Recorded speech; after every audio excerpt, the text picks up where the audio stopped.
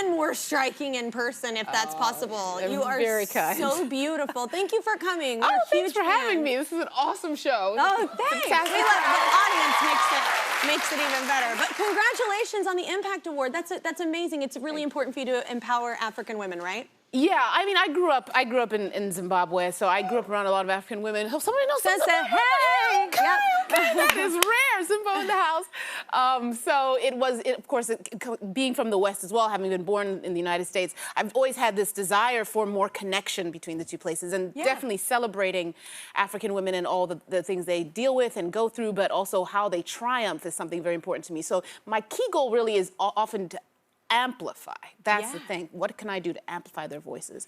Because it's pretty interesting. You're born in Iowa, but then went to Zimbabwe, like around 5? Were you 5 years old? Yeah, I was. Yeah, that's like so different. Yeah, it's like Iowa in general in America is very different from a lot of ways. I don't know, it's just a very different place. So how do you imagine if you would have grown up in Iowa, like your life would have been different? Yeah, well, you know what's interesting? How it would have been exactly the same. Oh. The staple food would still have been corn. Both places. The Midwest. Yeah, corn, the corn state. That. Zimbabwe is kind of the corn country. And you're big on family. Like, your family is very powerful, very much in the academic world. Did you always plan on acting, or did you maybe ever want to go the way your parents went? I totally wanted to go the way my parents went. My whole plan was to get a PhD, like my dad, in like social science and do a lot of research that impacted society. Your family is so different from mine. It's so funny. Oh, you know, and like impact public policy. But I really got the serious acting bug, like not even just storytelling bug. Yeah. And I remember I was in South Africa on a study abroad semester, and I was trying to really put myself as a square in a triangle or whatever, get myself into that academic, like gonna get the PhD type thing.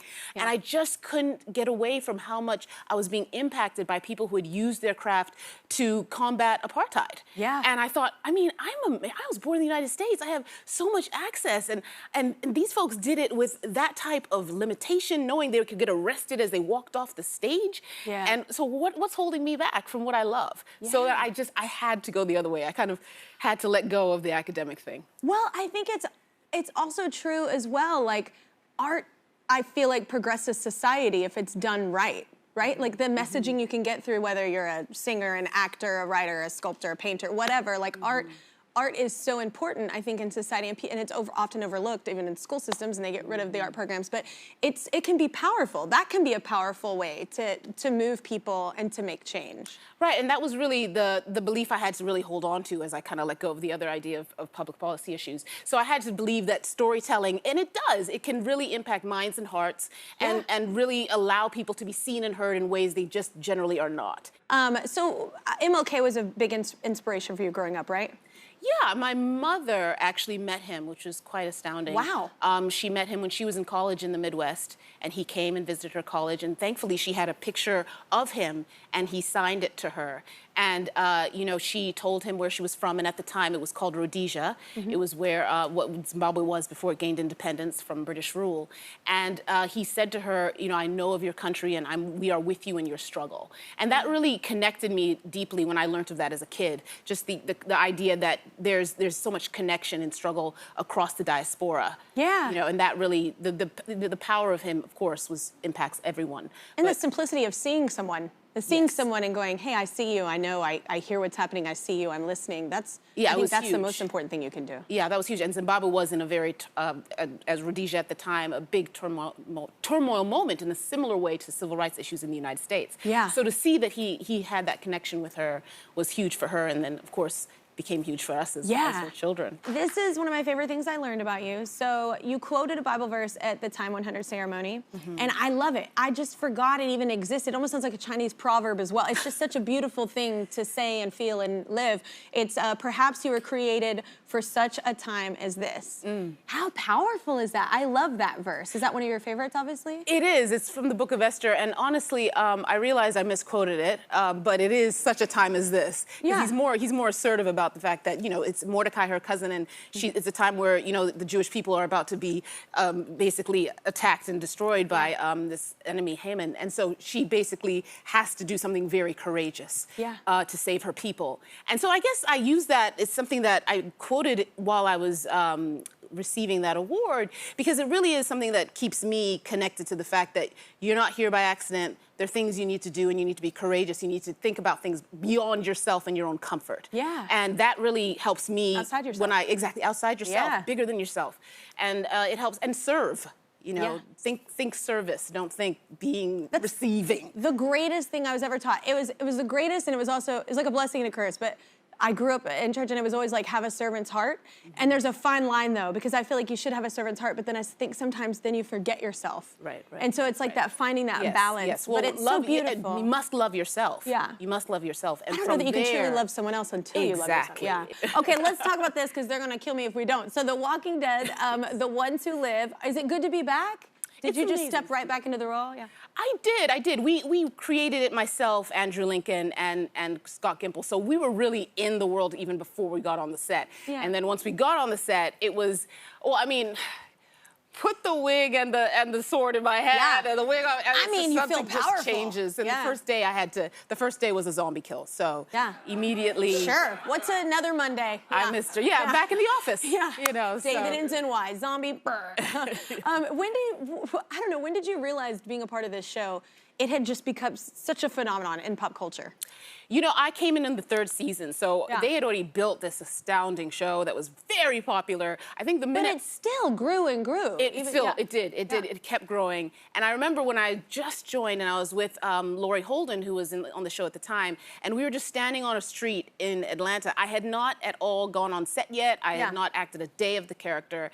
And this car drove by and said, "We love you, Danai and Laurie." And I was like, oh, wow. Yeah. I haven't even acted her yet. Yeah. So you knew that there was a lot of folks you had to really deliver for. Yeah. You know, there was a lot expected. And you know, that was awesome, because it was such an amazingly dedicated set to the story. It was a family. We call ourselves DWD family because it's just such a connected group of people that really love and respect each other. Everybody, from the PAs to the EPs, doesn't matter. It's just love and family. Because everyone makes the show happen. Absolutely. Exactly. So you are an executive producer, and you also wrote an episode. Is this something you want to do, like more of get behind the scenes? Yeah, and I have been. I've been in this sort of development realm and with the screen, and so it was very interesting to play a role and to have written the character. And it was interesting because I'd be in this very emotional scene, and then I'd be like, that corpse doesn't look like it's been dead 3 weeks. It looks like 3 days. Can we like touch her up some? And then I have to jump back into the character. So it was very interesting. But I had a clear idea of what we needed to do, and so somehow I managed it. But it was actually really, really fun. And thank you to Andrew Lincoln for just totally following what I told him to do. Trust. Following. Yeah. He's great. He's an amazing, amazing leading man, and he really allowed it to be what it was, because of course if I'm leading, he has to follow. Yeah, I love it. Well, I found this funny. So did you have Andrew, watch Bridgerton for the romantic part of this? Because I think if we had zombies and Bridgerton together, what a wonderful world. That's not a bad idea now. Well, here's what it was. It was him and Scott Gimple. Scott Gimple is the head of the whole universe of Walking Dead, and he was the showrunner of this show, and a dear friend, like my sibling at this point. And basically, the two of them needed to learn a little bit more about love stories. Yeah. And of course, I'm the only one who'd watched Bridgerton of the three of us, or any love stories. There's a lot of us with you, though. That library scene. Hey! Okay, go ahead. Well, I didn't show them those scenes. Yeah. That's a missed opportunity, but okay. It was more about like the interaction of characters, even when they're in conflict, but there's, that the love story is a constant, compelling and propelling force in the narrative. Yeah. So I would just I knew they wouldn't even watch an episode, so I just taped certain scenes on my phone and texted them to them. Because I was like, guys, we have to remember, because this is very different from The Walking Dead, because it's an epic love story, miniseries. It's all about the love. And we know that. We've already well developed that chemistry between us. But it was about like, okay, how do we put this into the show every minute, all the time? And I was like, just look at an example of this type of thing. Certainly nothing to imitate. I know, I just love you sending people in period pieces to a zombie. They're like, what does she mean? No real correlation, but in terms of character, like the character building of a love story. I think that's so important. Just tickle their minds a little bit with it. And it was a great, quick learner teacher. They learned quickly, so that was good. That was good.